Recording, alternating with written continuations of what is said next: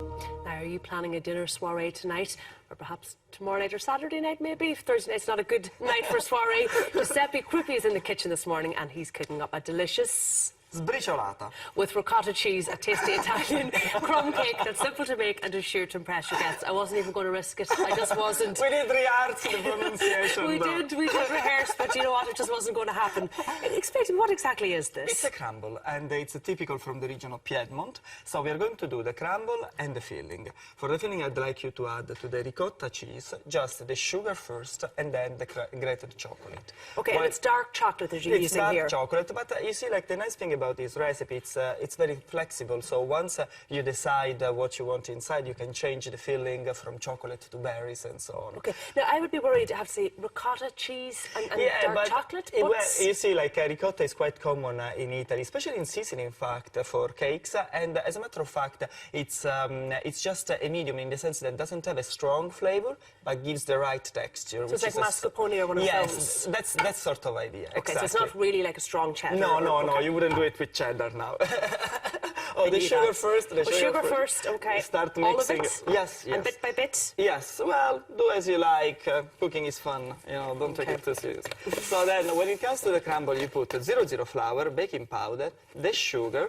You mix them all together, and then you add the butter to it. Now we will add also the eggs, but that will be in a second moment. And the way to play with the butter is always to use the flour so that it doesn't stick to your hands. And every time you feel it's a little bit sticky, you just keep on adding the flour around. And you try to have it fluffy, so don't compact it. Very good, very good. Okay, there we go. Yeah, just throw everything there. I was trying to do it really well, but you know, yes, you're doing it really well. You have a natural class, so you know. Natural class, I love it. Okay, and now I put in my dark chocolate as well. Yes, all of it, all of it. And you can also also leave the big bits because they're going to melt inside your crumble. As I said, this is very flexible because this is the traditional one from Piedmont, but you can actually add even nuts to the crumble if you like, pine nuts or walnuts, anything you like. Now, at this stage, I'd like to ask you if you can just beat this egg. You did an excellent job today. Yes, I know, it's hectic in the kitchen. Doesn't very that look quite nice, actually, I have to say? It's fantastic, it's fantastic. And then you can beat the egg so that we will... one egg? One egg, just one egg. Also because you have to consider that it has to stay quite separate at this stage because you want to introduce air to the crumble. Put it. Why do you need to introduce air in a crumble? Just for the texture, because I show you, we do two things that are one opposite to the other. The first one is actually... Very good. There we go. And then the first thing is actually, as I said, not to compact the crumble so that you can have a fluffy crumble in the end.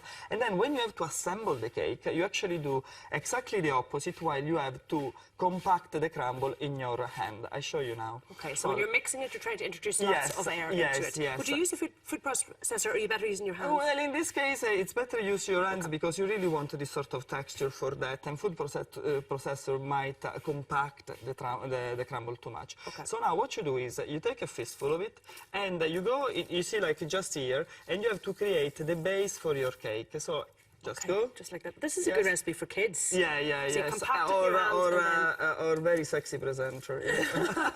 Well, Alan's away, but anyhow. I know he is, but you're not. So, and then you keep on doing that, and basically you try to create these crumbles. That's okay because you see, even if it seems thin enough, once you'll put it in the oven, the baking powder will make each crumble, each part to grow. Yeah, and it feels quite dry at the moment, but I suppose the butter will melt. Yeah, it will melt, and also that's why you have such a filling. Now put all the filling in the very center.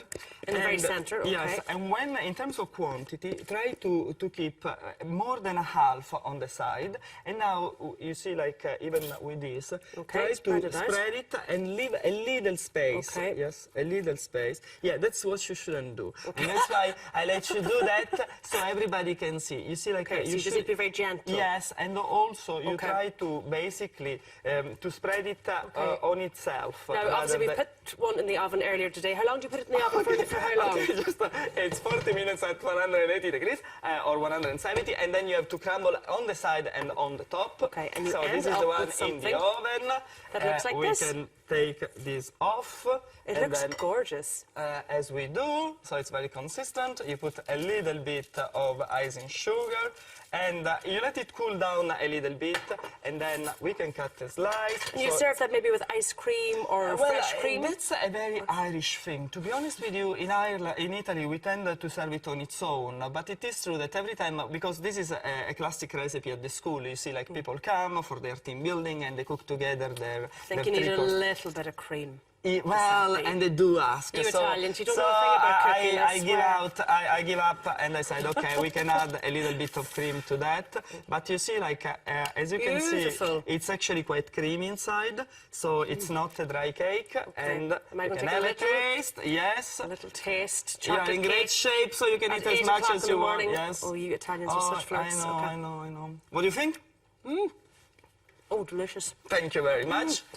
Hot but delicious. Do you like the look of this recipe? Well, you could be at a chance to win a voucher for 2 people for lunch in Pinocchio, where you can get a taste of Giuseppe's recipes. To enter, head over to our Facebook page. Now, I'm going to finish off my tart, but there's lots more to come this morning, so don't go anywhere. Thank you, Giuseppe. Thank you.